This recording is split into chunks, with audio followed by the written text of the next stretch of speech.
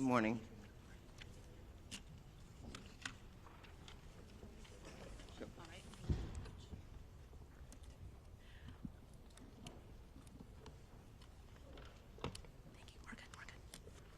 All right, thank you and good morning. Welcome to today's One Voice press conference for the wildfires and the windstorms that are impacting LA County. We welcome you. Run of show for today. We have speakers. There's a speakers list. Please help yourselves to one of those. After that, we will segue to question and answer with members of the press. Allow me to introduce to you our first speaker, Los Angeles County Chair of the Board of Supervisors, Catherine Barger. Thank you, Helen. Thank you for joining us here today. Earlier this week, the Los Angeles County Board of Supervisors declared today, January 9th, a day of mourning in solidarity with the federal government in honor of the passing of former President James Earl Carter. Ironically, today is turned into a day of mourning for more reasons than the one as we mourn the loss of lives and property across our county. While we are still facing significant threats, I am hopeful that the tide is turning. Thank you, Chief Maroney. Thank you, Chief Crowley. Yesterday afternoon, as the winds died down, we saw the return of aerial drops and aerial firefighting, a truly, truly welcome sight. First and foremost, I want to assure our residents in Los Angeles County that the City of LA and the county are working hard and working hand in hand to bring every resource available to the table. Last night, the county opened the Pomona Fairplex as an additional shelter for those evacuating and those who have suffered losses. The Fairplex will also continue to take in large animals that are in need of a home. The county is working to harness and utilize the incredible outpouring of generosity from individuals, nonprofits, and companies that want to help. We have heard that many companies like Airbnb, Uber, and Lyft are offering free or subsidized services for those impacted by the fires in Los Angeles County. The county will be sharing all of these resources through our recovery.lacounty.gov website. In addition, the state has activated CAL FIRE Management Team 3 and assigned them to the Eaton Canyon incident. They will be joining Federal Management Team 5 in their ongoing efforts, we hope as early as tomorrow.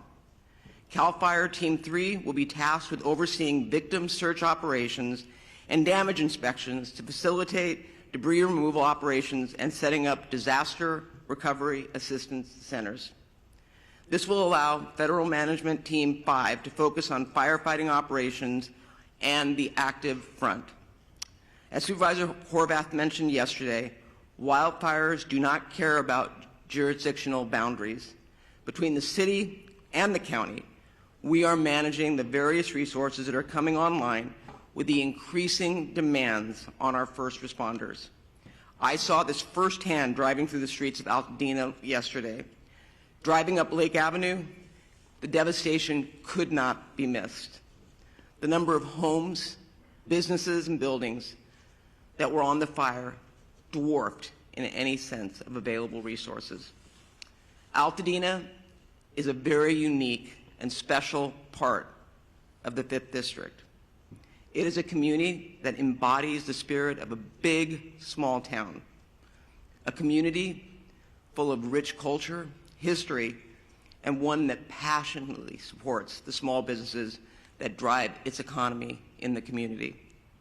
It is also one of the only communities in Los Angeles County that manages the urban-wildland interface. Altadena is a resilient community. They have seen some significant battles before, but the scale of the impact today is larger than anything that I have seen in my career. The loss of historic resources at Eaton Canyon Nature Center, Farnsworth Park, and the Altadena Golf Course cannot be measured. I saw fire engines and companies from El Dorado County and other parts of California joining Los Angeles County Fire in an effort to protect life and property. In the midst of the emergency, we've all seen individuals who are targeting vulnerable communities by burglarizing and looting homes. This is simply unacceptable. You will be hearing from our DA, Hockman, shortly regarding his efforts to hold these individuals accountable, and I promise you, you will be held accountable. Shame on those who are preying on our residents during this time of crisis. The emergency order will be strictly enforced by the Sheriff's Department, who are proactively patrolling to protect these communities from looting and any criminal activity. They have made 20 arrests of individuals who will be held accountable for the actions that they've taken. I want to thank President Joe Biden and Governor Gavin Newsom for pledging to bring federal and state resources to help Los Angeles County in our moment of need. President Biden's disaster declaration includes the promise of public assistance and individual assistance. We will begin the process of rebuilding. We will have critical resources available to ensure the residents of our communities are not fighting these battles alone. I intend to bring in a motion with Supervisor Horvath as my co-chair or co-author to ratify the county's emergency proclamation at the next Board of Supervisors meeting. Make no mistake, this board and this county will continue to do everything in our power to ensure the safety of our residents as we look forward to the path of recovery. With that, I would like to introduce Supervisor Lindsay Horvath.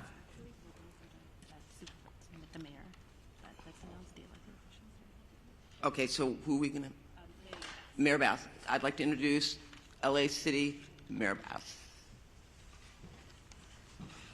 Thank you, Supervisor. One voice, that is the way we speak, and that is the way we stand here united. Los Angeles will stand united and stand strong. So first of all, my thoughts are with the thousands of Angelenos who are impacted by this emergency, as more Angelenos were forced to make the terrifying decision to evacuate.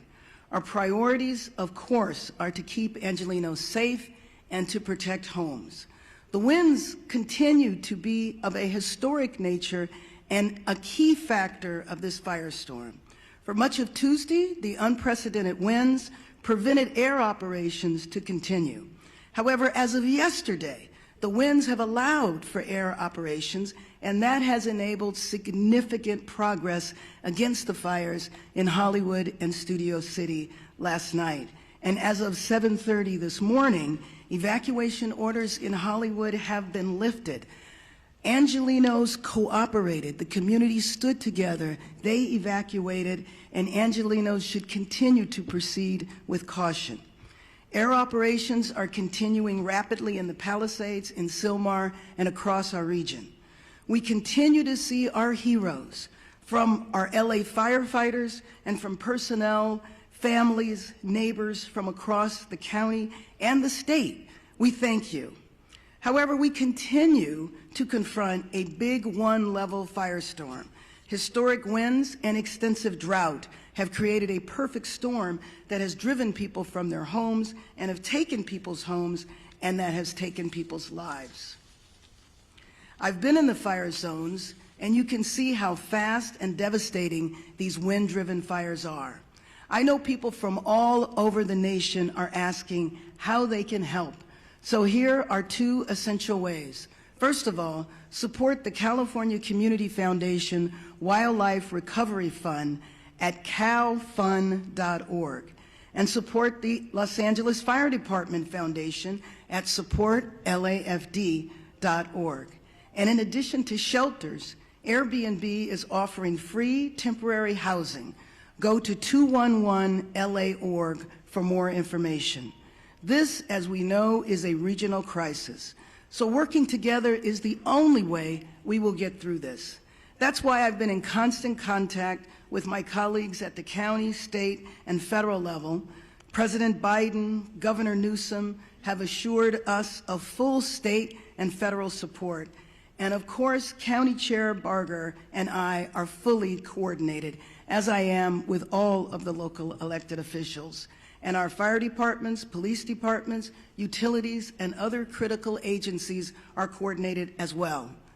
We have pre-deployed, we are executing a strategy, and we are adapting to conditions on the ground in real time. This is absolutely an unprecedented historic firestorm, but we are all hands on deck. We need to continue to cooperate. We need to evacuate when asked to do so. We need to help others, help our neighbors. And first and foremost, we need to stay united. We need to stay strong. A united LA is the way we will recover, is the way we rebuild our communities. And with that, I believe I am introducing Supervisor Lindsay Horvat.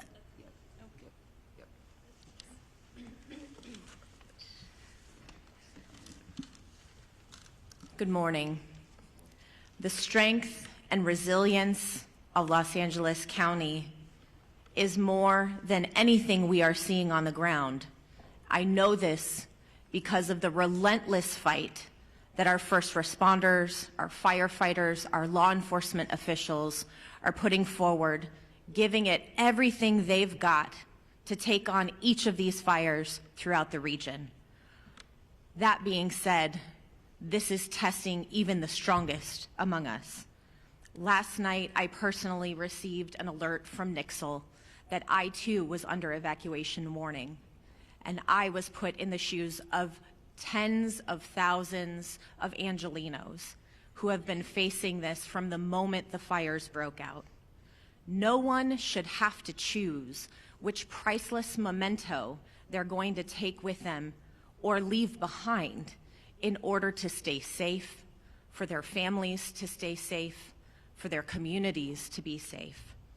I've heard from so many community members about the pricelessness of the community centers, the faith centers.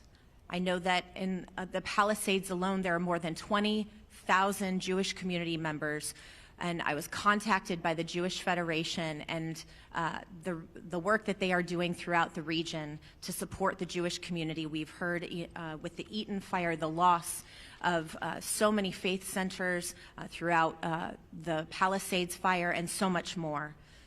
These are not just structures. These are places where people have made lasting memories, memories they will hold on to. But as they look at their community now, their hearts break, and we are in mourning with them. This is a time of grief, and that is why it is tremendous that our governor and our president and all of the leaders behind me and all of the leaders out throughout Los Angeles are standing strong for all of our Angelenos who are suffering great heartache.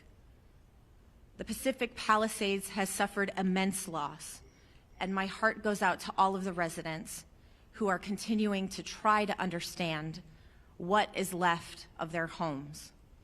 In the Topanga Canyon, I've been speaking with residents throughout the night, and I know that One Topanga and TSEP have been in constant communication with those on the ground, and we are in communication with them to ensure that we are supporting Topangans on the ground.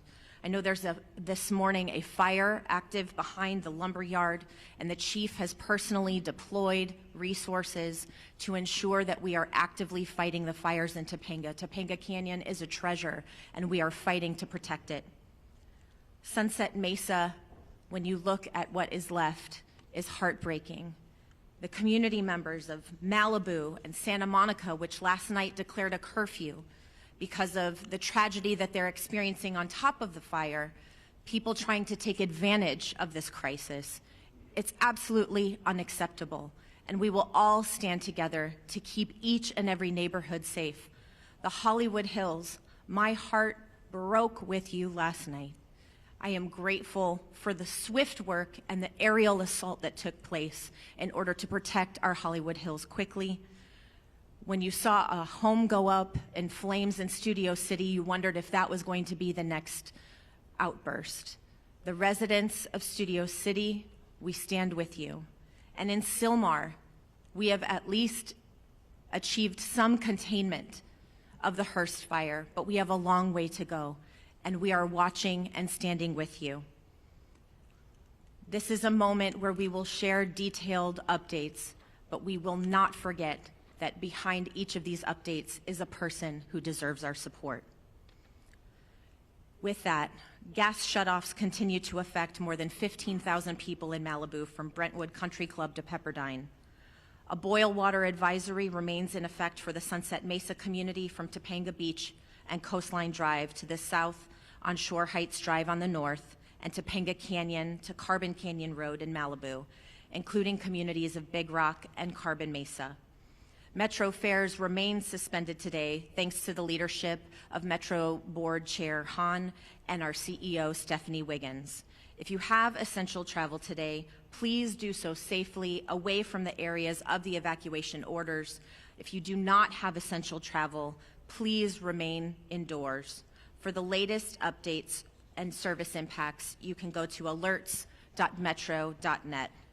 LA County Assessor Jeffrey Prang has shared property tax installment deferral applications, misfortune calamity damage reassessment applications, and disaster relief FAQ for property owners affected by the fires at assessor.lacounty.gov.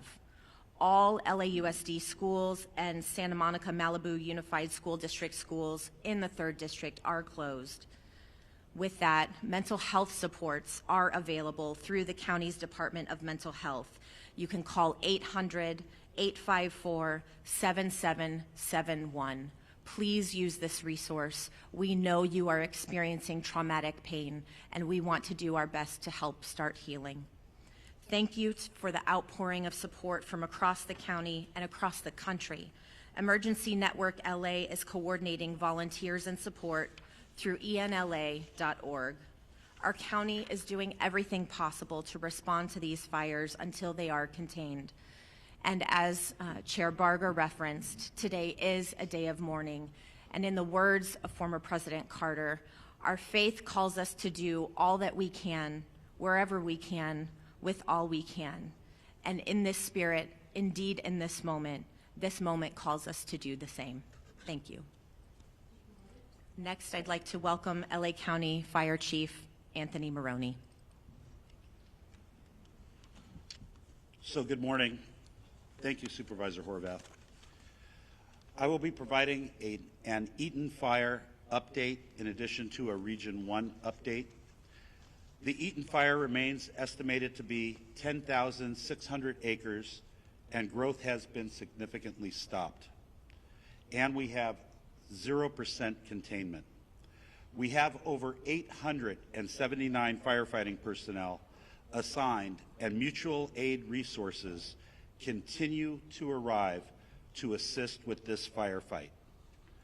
From this point forward, incident fatality information and reporting will be the responsibility of the Los Angeles County Sheriff's Department. We have several reported injuries and over 1,000 structures damaged and destroyed. The cause of the fire remains unknown, and it continues to be under active investigation. As I stated yesterday, as soon as a cause is determined, we will advise the media. The Lydia fire that started yesterday in Acton has been 40% contained, and forward progress has been stopped. It is limited to 348 acres. The number of resources assigned to this fire siege event has increased significantly, and we have a much better posture than we did on Tuesday and Wednesday. Out-of-state resources continue to arrive in Los Angeles County and City, and we are appreciative to our fire partners from throughout the Western United States for providing assistance to Los Angeles County in our time of need. Regarding the current red flag warning, the National Weather Service predicts the warning will remain in effect for Los Angeles County and the majority of Ventura County through Friday. I would like to also acknowledge the presence of Dr. Lori Moore Merrill from the U.S. Fire Administration, who flew out with her team from Washington, D.C. last night to be with Fire Chief Crowley and I so they could witness firsthand the challenges and the devastation that have resulted. Lastly, I want to acknowledge the tireless efforts of my LA County Fire Department personnel both on the front lines and those behind the scenes, who continuously place themselves in harm's way to protect residents and property in our great county of Los Angeles. Thank you for always being there, and continue to be safe as they take care of themselves, those around them, and the people we serve and protect. Thank you, and I'd now like to invite up Fire Chief Kristen Crowley of the Los Angeles Fire Department.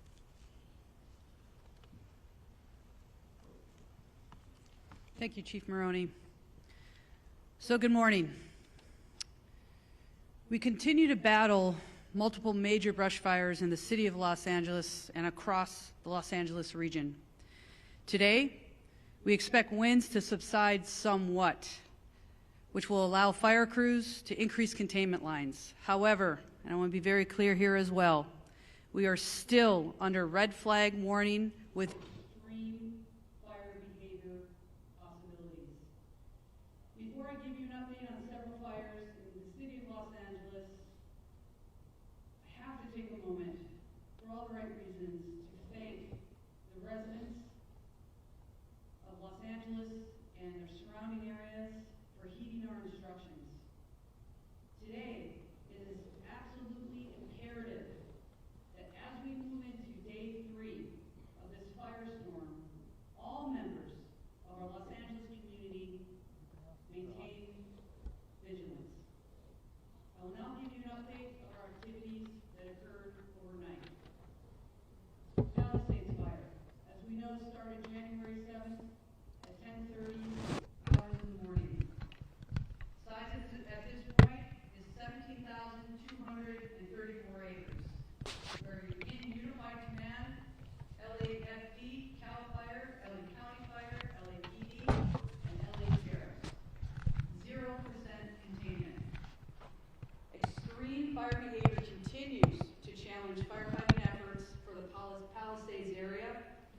Wind gusts are up to 60 miles per hour and are expected to resume throughout the entire day.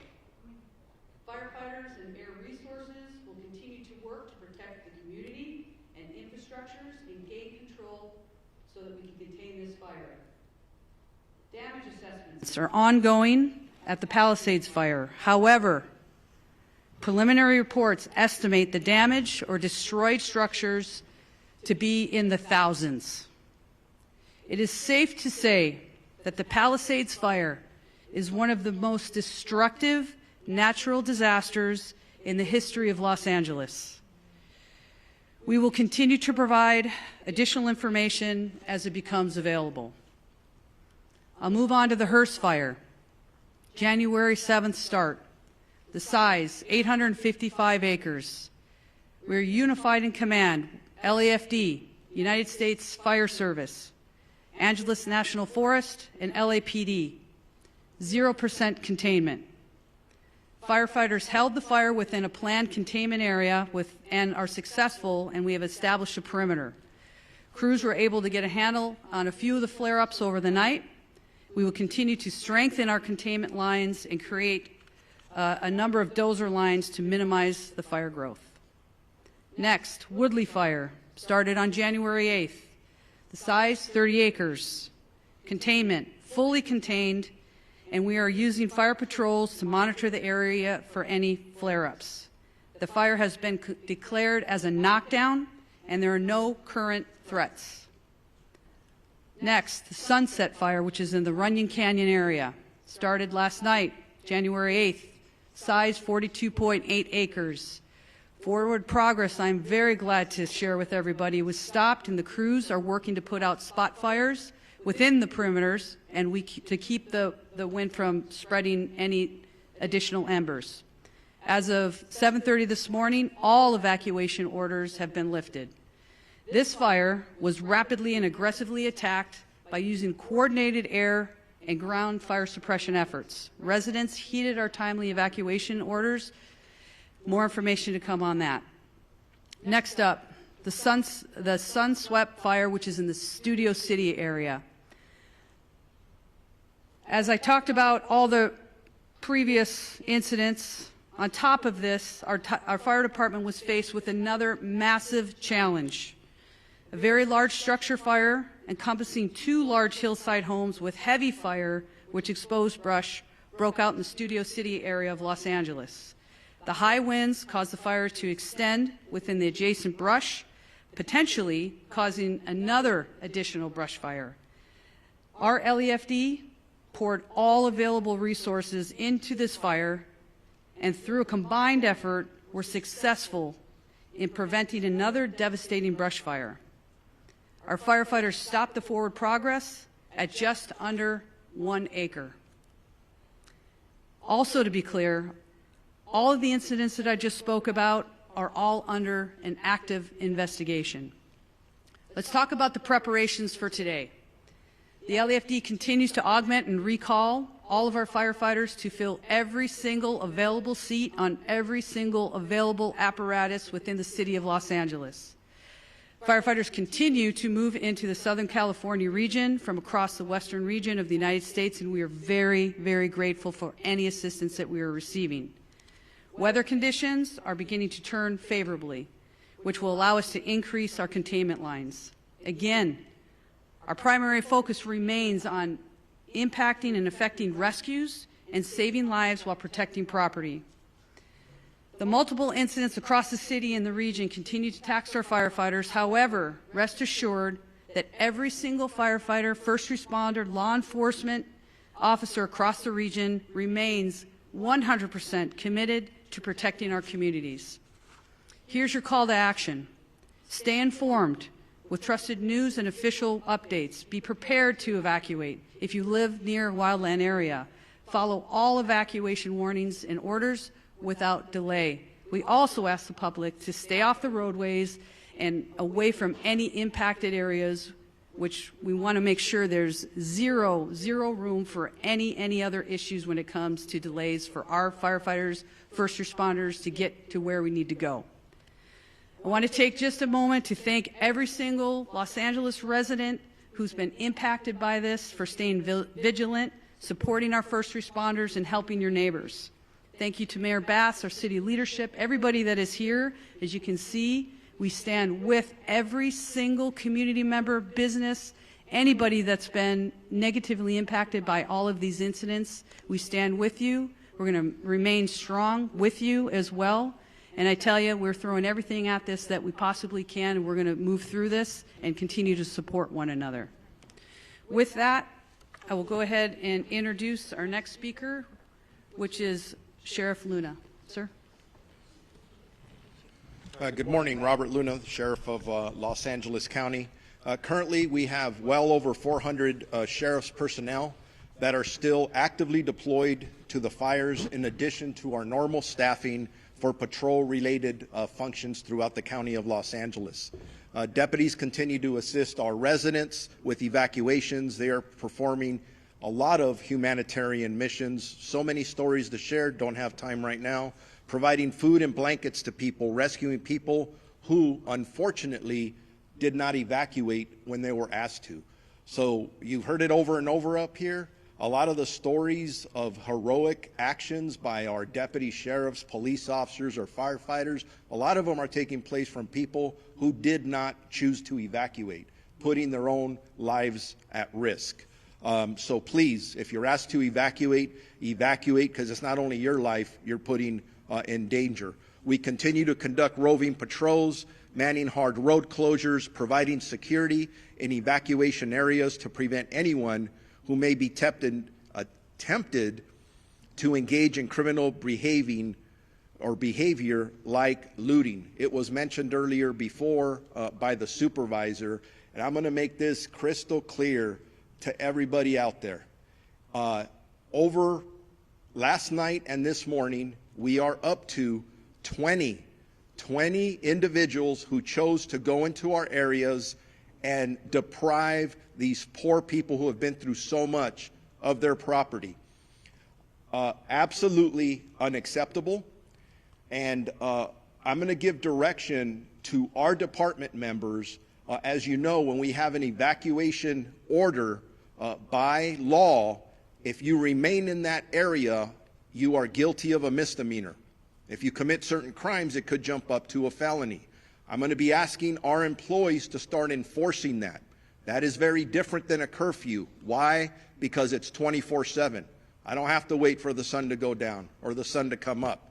If you are in one of these areas and you do not belong there, you are going to be subject to arrest. I hope that is as clear as I can make it, because our first choice isn't to do enforcement. It's not to make arrests. It's to help people. But if people choose to commit crimes, they're going to be held accountable. And the DA, who is standing next to me, will clarify even that a little bit further. This continues to be a fluid and evolving crisis, and the numbers that we release throughout this incident are going to fluctuate. So anything we say is subject to change. We're getting information from our boots on the ground. It's very chaotic out there because it's still so fluid. So forgive us if we give a number and then we have to modify those numbers. I talked about the 20 arrests that have been made so far.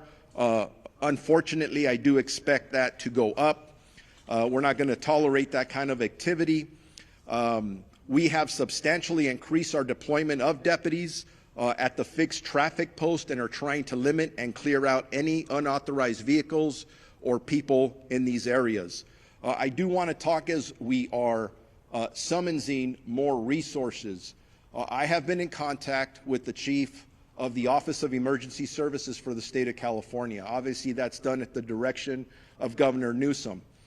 From the get-go of this, he has offered any and all resources to us in law enforcement, and they're doing the same for fire, but I'll specifically talk about policing. The California National Guard is on standby at our direction, specifically my direction, and we, along with my partner Jim McDonnell at the LAPD, are currently in discussions if we are going to need them or how we would deploy them as the hours go on. So stand by for that information as the hours tick on. Chief Maroney mentioned this regarding any death toll information. Yes, we had preliminary numbers yesterday. I got to be honest with you, as I reviewed some of those last night and this morning, I was not satisfied with some of the information that we're getting. And it's not the fault of our people. The people that are working under very difficult conditions are doing their best to do what they need to do.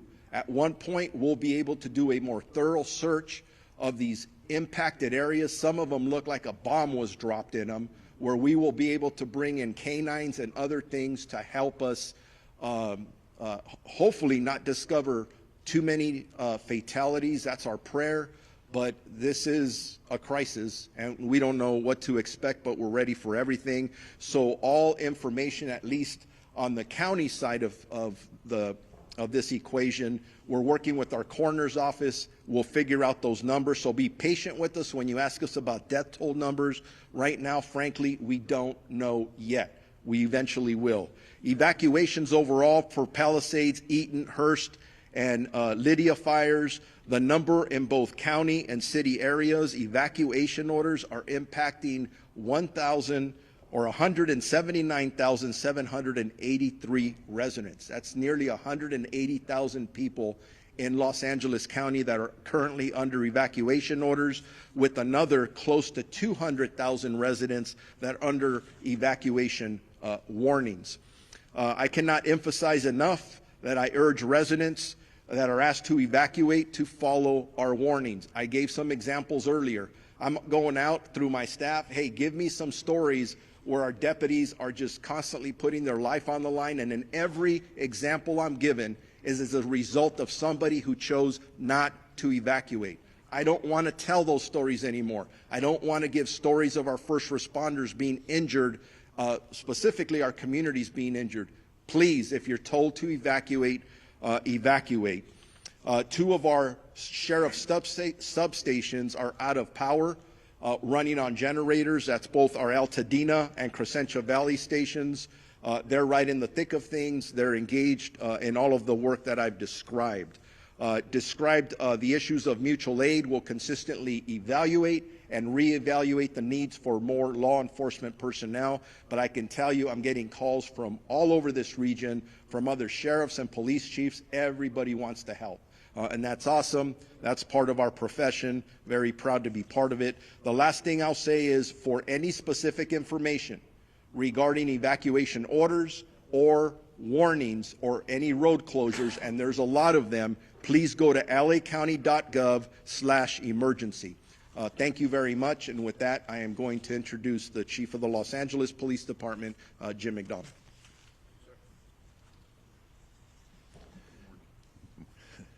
Morning, and I'll start off with a sincere thank you to all who have cooperated and supported the first responders and others who've been out there doing the best they can to make this as manageable as it can be. We're still on full tactical alert at the LAPD in support of our fire partners to be able to accomplish their mission. We're assisting with safety as well as the evacuation sites. You heard the sheriff quote the numbers of people who are out there using those. And again, we want to provide every level of safety we can for those involved in that effort. We've been joined by our Port Police and Los Angeles World Airport Police partners as part of the city family in doing the jobs that we're doing as we move forward today. But I want to thank our team. Many of our team and many of the people who are here behind me have left their families in fire areas to come to work to be able to help others. We've had a large number of people who have been evacuated, a large number of people in this group here who either family or friends have lost their own homes and lost everything they own and are dealing with taking care of young families at the same time while they're trying to balance the needs of work with the needs and responsibilities of family. We truly are all in this together, and we have to look at it that way as we move forward. The advice I would give is consistent with what you've heard. The air is not healthy for people who are challenged from a respiratory standpoint. So if you don't have to come into an area that's so impacted, please don't.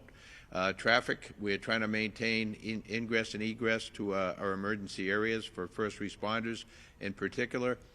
We had, as you heard, people coming in still from other states to be able to help in the fire suppression effort, and we need them to be able to get in and be able to do what they need to do as easily as possible. The evacuations, they will probably still continue as the winds pick up. So we want to be able to do that as effectively as we can.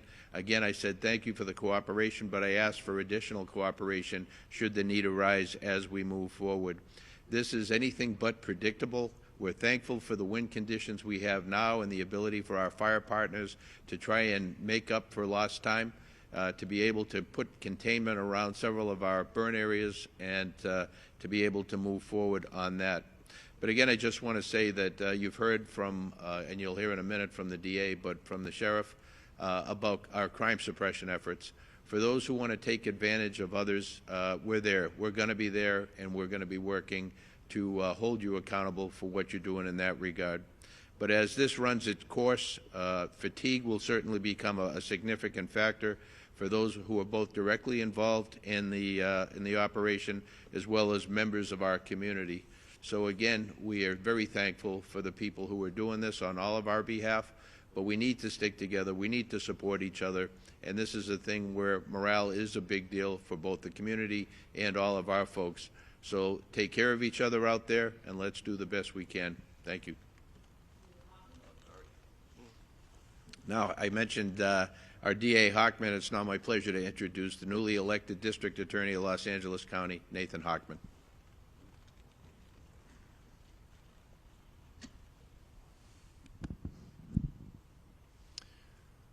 Yesterday, I bore witness by walking and driving through Pacific Palisades.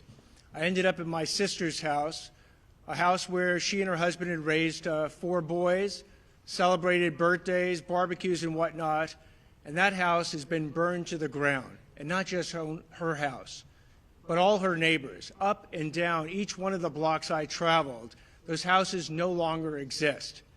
They are now basically rubble. And I haven't seen something like that, and I've lived here almost over 60 years. In the entire time I've been here, it looked apocalyptic.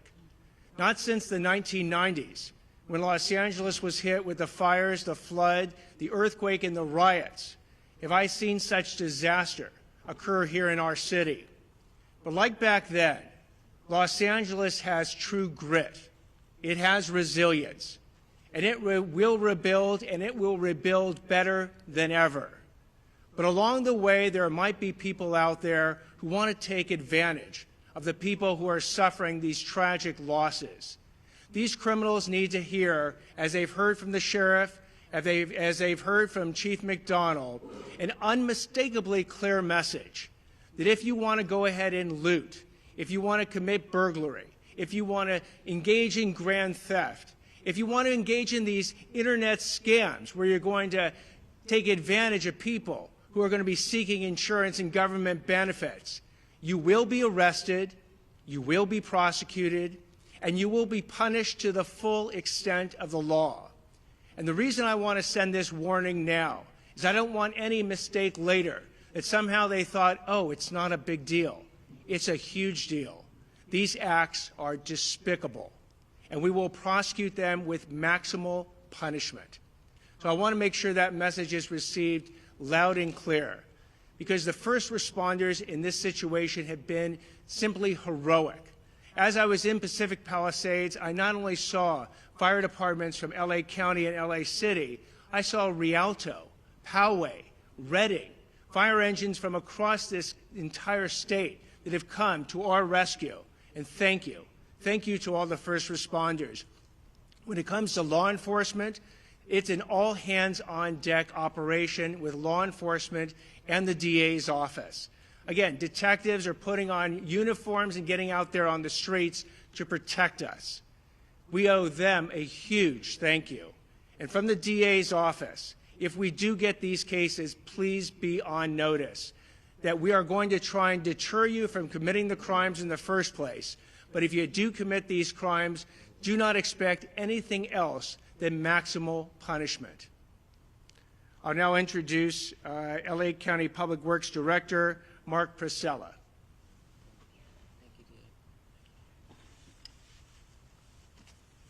Good morning. As was stated, my name is Mark Pistrella. I'm the Director of the Los Angeles County Public Works Agency. First I want to say my heart, of course, goes out to everyone affected by the devastating event. I personally toured many of the areas yesterday and met with residents, and as everyone here has described, it's an absolute tragedy, including the life safety support system, our infrastructure that has been destroyed that supports life in these communities. I know from personal experience that feeling a loss from a wildfire, and I have tremendous respect for our firefighters and other first responders, our police force, the Sheriff's Department for the work they are currently doing. In fact, our current mission, which has been going 24/7 for 3 days now, is to support our fire department and our Sheriff's Department and the local PDs in their efforts to save lives. That is our #1 mission right now and what we are currently continuing to do, unfortunately, as this event is still active. We are also focusing on the inevitable recovery and repopulation of the areas that we will build back and build back strong. The current focus is on utility restoration, and I know many people are already asking about that. Your sewer, water, your power system, and the transportation system have all been significantly damaged. The heat of this system, the wind that blew also knocked down thousands of trees into the roadway. So what we have is a tremendous amount of debris throughout the communities that have had experienced this fire. This debris has been moved enough to let our firefighters and our sheriff and PD into the area to do their work, but it's going to need to be processed and moved safely out of the area, and we are working on a coordinated effort across LA County to do debris removal, the debris removal that it will be necessary to restore the community back to its former way of life. The debris can be hazardous. The debris that is on the private property is considered hazardous and may be toxic. And so I want to warn everybody now that is either there who has remained behind or who is visiting the areas. As was mentioned earlier, it is not safe. It is not safe to touch the debris. It is not safe to remove the debris yourselves. There is a process for that, and we will be mobilizing with the City of Los Angeles to provide a health review of every property and make sure that when we move that debris, that it's done in a way that's safe and safe for you and for the other residents who remain behind in the area. We are also working on water supply system. The water supply system currently is still supplying fire suppression. Last night we got to see the wonderful use of our reservoirs, the city's reservoirs and our reservoirs, to take water from the reservoirs and actually use firefighting event aerial attacks to the system. You saw what a difference that made in the firefight last night, and those reservoirs are full and continue to be ready and at the disposal of our firefighting friends. The municipal water system continues to suffer poor water quality due to the introduction of ash and debris into our reservoirs and into our filtration systems. So there are specific areas that we are asking for water to be boiled. I would just say with all caution, anyone who's remained behind, if there is any residence in your area that is burned to the ground and you are still there, you should just go ahead and boil water. We will be actively coming to communities in the next day, within this day or next day, delivering water, delivering domestic water to people who remain in the fire zone area. LA County will be coordinating that effort, not only for the District 29, but also we'll be working with the City of LA to deliver water to residents who've remained behind or who again have partial damage and are maybe staying in their homes. I want to again just mention that a firefight with multiple fire hydrants drawing water from municipal water systems for several hours is just not sustainable. That's why the air support is so important. Our residents in the Sunset Mesa, Topanga Beach area, Coastline Drive on the south to Shore Heights Drive on the north are up in the area. This is a partial damaged area or a threatened area. The Topanga Canyon Road, the Carbon Canyon Road Mesa as well is another area that's threatened. So all of what I just talked about applies to you residents who are there. Now what can we do, what can the public do? What you should be doing as we sort of still active fire. I will reiterate that it's extremely important to listen to the sheriff and to PD when you are asked to evacuate immediately. Do not hesitate. Do not wait. Your life is not worth it. The systems that you're leaving behind, they are going to be impacted and they cannot be restarted easily. So I know a lot of people are talking about, starting up. If you're thinking about creating your own water and sewer and power system at your home, I want you to be very careful about that. That is not something that a licensed contractor should be doing or our utility folks. Please don't do that. As I said yesterday, if you're leaving your home, I want to make sure that you lock that home, that you close that home up tight, and that you leave access for firefighters by not closing gates or creating a situation where they can't get to your home to fight off fire. The road system is impacted heavily throughout LA County, including city and county areas. There are multiple, in fact, hundreds of stop signals that are currently flashing red. I want to remind everybody that you treat that as a stop sign and you stop for that flashing. And if you come to a barricade, you need to turn around because those streets are closed for the purpose of recovery and not for looky-loos. Please do not argue with the sheriffs that are there or the PD. If the road is closed, there's a good reason for it. It's because it's not safe for you to be in that area. And that safety includes the debris that I was talking about. Trees down, potholes, road systems destroyed. There could be breaks in the roadway that could cause major damage to your vehicle. So I'm asking that you comply with all road closures until further notice. We are available as a 24/7 agency. You can reach our department at 1-800-675-HELP. We do need every citizen. There's something else you can do. If you see something, please tell us about it. Whether it's a gas leak, whether it's a utility line down, if it's a signal that's not malfunctioning, if it's a sewer system leak, any of those things that keep our life safety system going, we need to know about them so we can catalog them and get to them. Please know, and I do need to mention, that all of the utility workers, not just my folks at LA County Public Works, but the folks at the City of Los Angeles, the folks at the Southern California Edison, the gas company, we are all coordinating with each other to restore your systems. And our folks are all working 24/7. There are many heroic stories, like the sheriff and fire have, of our utility folks out in the middle of the night, 24/7, getting those systems back up into place. And I want to thank all of the utility workers who are out there doing their job, who are not going home to family at night. They are actually working 24/7 as well. With that, I want to introduce the CEO and Chief Engineer of the Department of Water Power, Janice Quinones.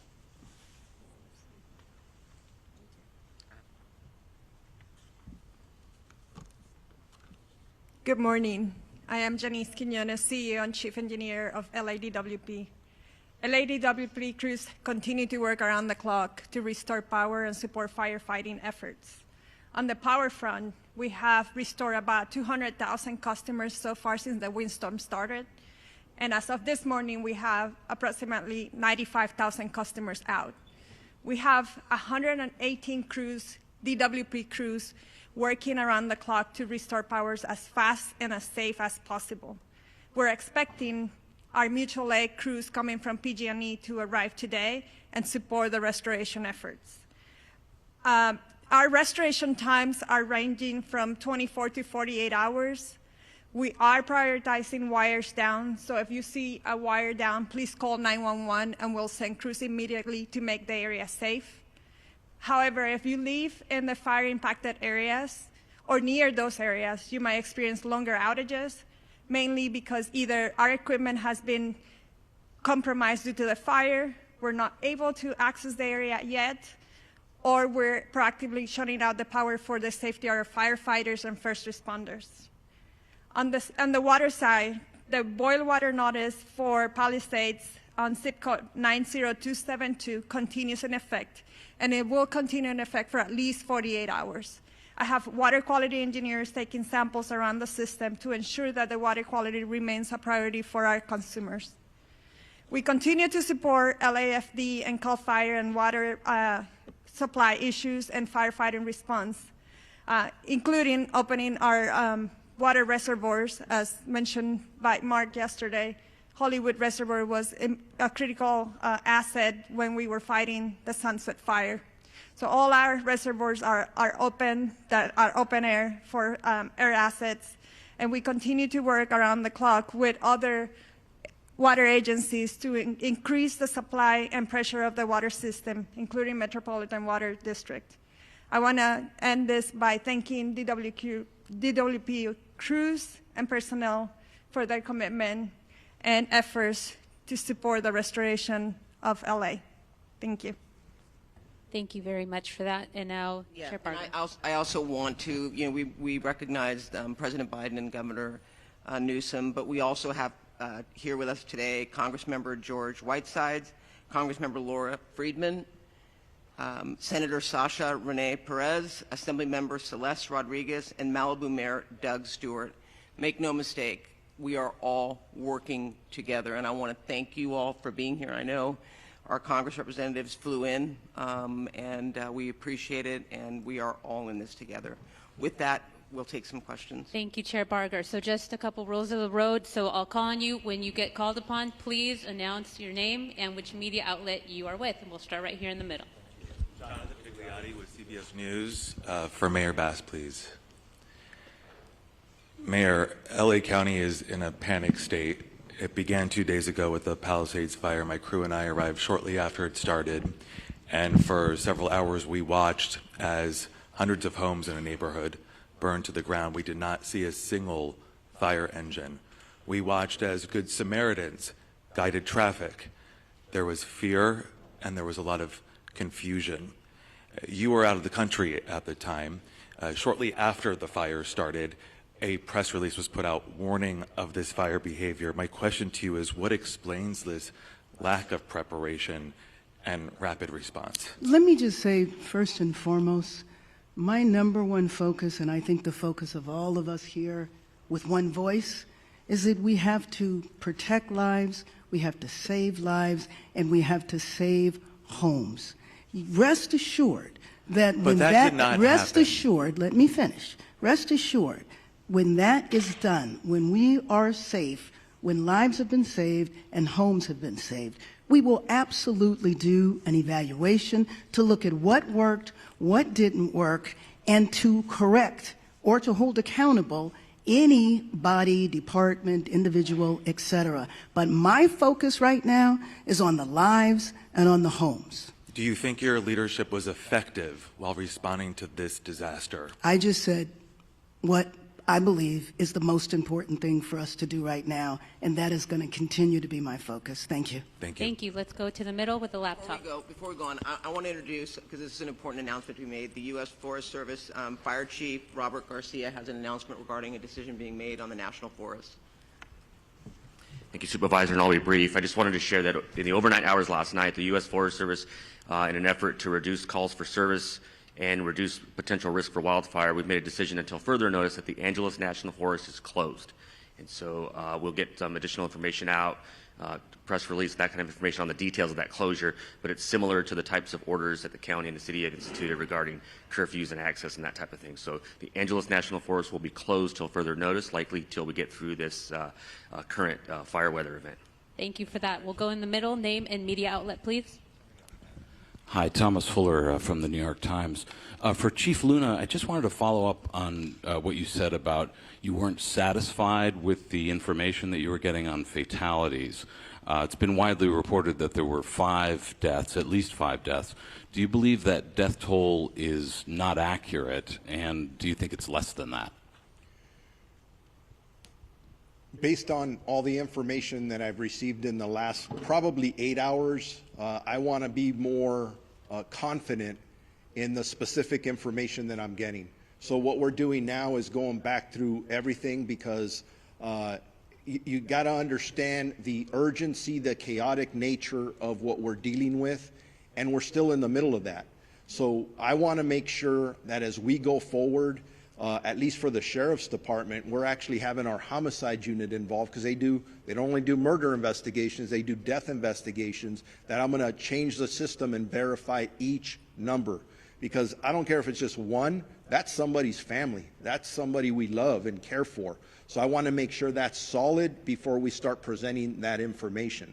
Unfortunately, based on the preliminary information I've seen, at least in the two large fires that we're dealing with on each side of the county, unfortunately, I think the death toll will rise. I hope I'm wrong, but I think it's going to rise. Thank you for that. Let's go right over here in the front. Yeah, Josh Haskell, ABC 7 Eyewitness News. Mayor Bass, I've been on the fire lines the last 2 days. I've never seen firefighters this desperate. At fire hydrants, water not coming out, the pressure so low, the #1 tool that they use to fight these fires, not there.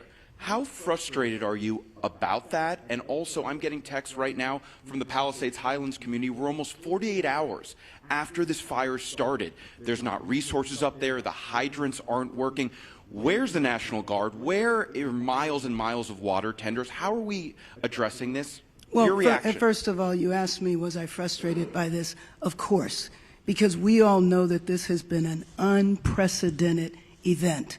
We also know that fire hydrants are not constructed to deal with this type of massive devastation, and that the #1 problem, especially on Wednesday, was the fact that we weren't able to do the air support because of the winds. And so, of course, I am absolutely frustrated by that.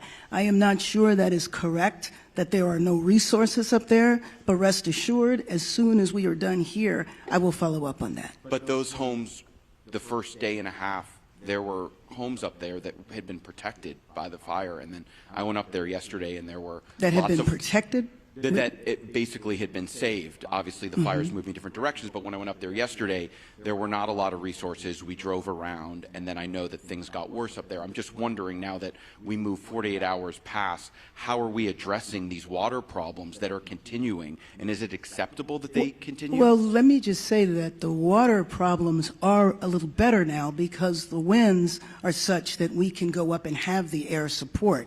And you know that that was the reason that the devastation was so bad, the unprecedented wind, the strength of the wind, and the fact that the air support could not go up. And if Chief Crowley wants to talk to this, there have been many fires before where air support is not available, and we depend upon these ground resources and crews. Was there a plan in place for that, and did the resources get here quickly enough? And talk about an update to air support today. Right. So thank you for that question. As we know, and you heard all of the incidents that are occurring at this point. Palisades was the first brush fire that we were attacking at that moment.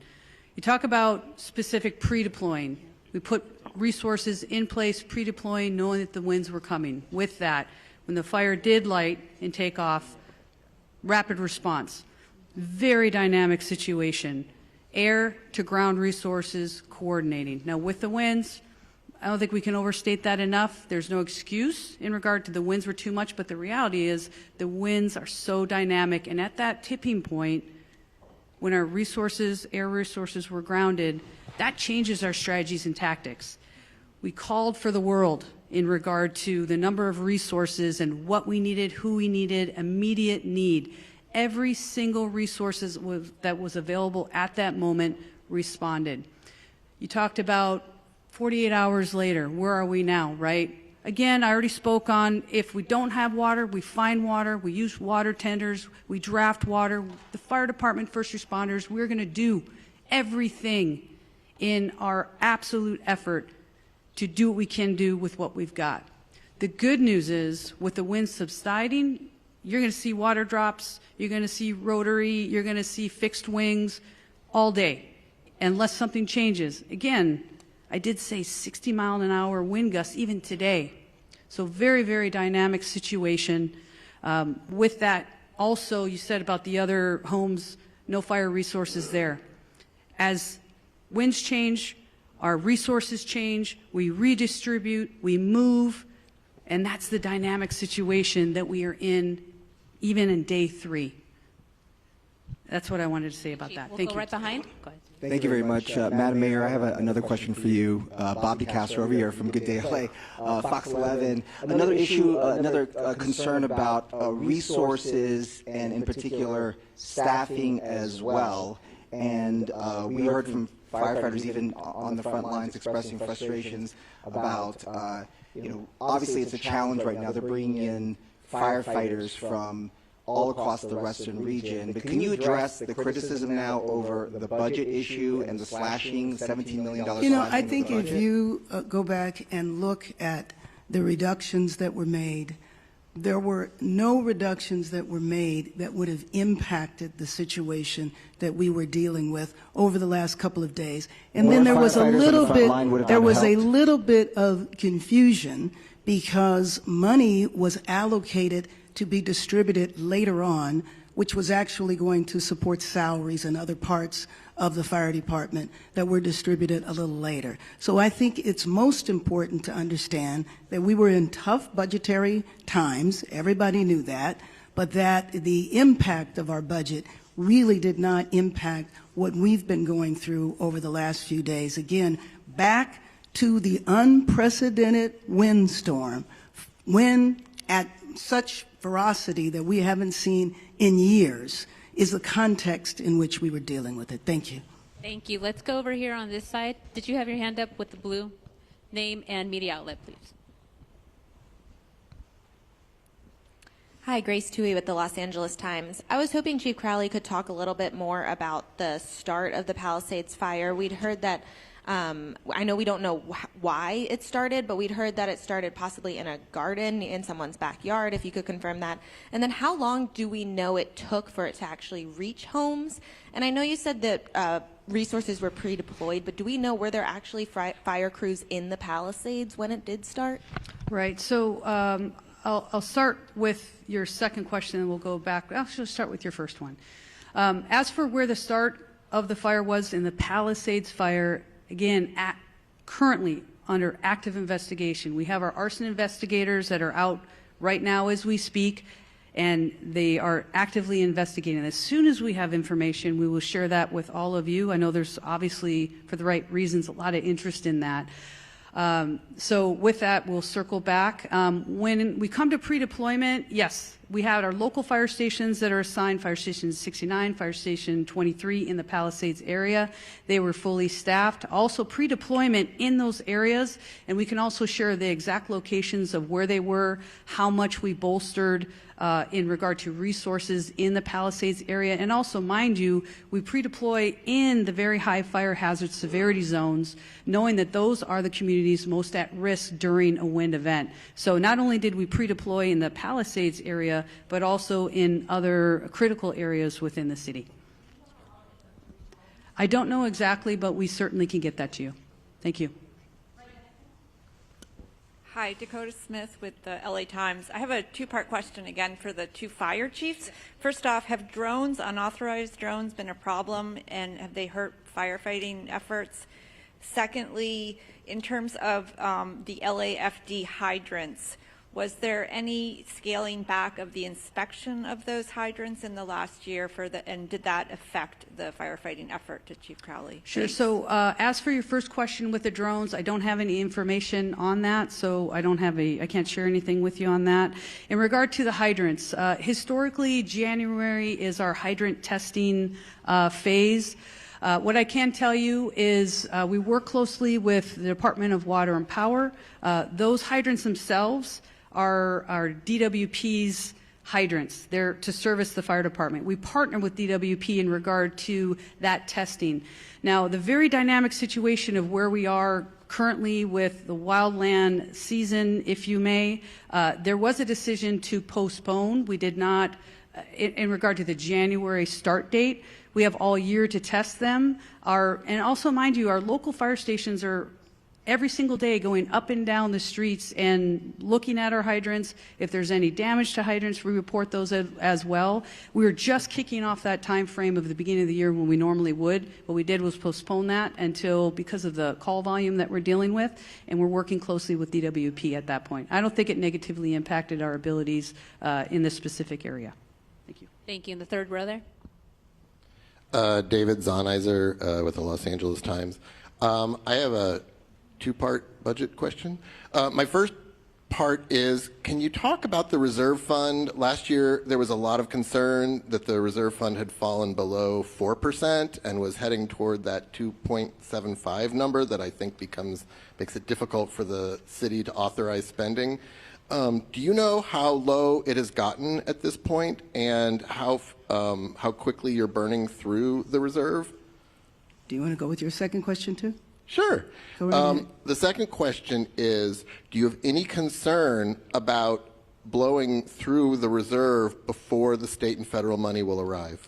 So let me just say that, as I said a few minutes ago, our number one priority right now is to save lives, to protect lives, to save homes.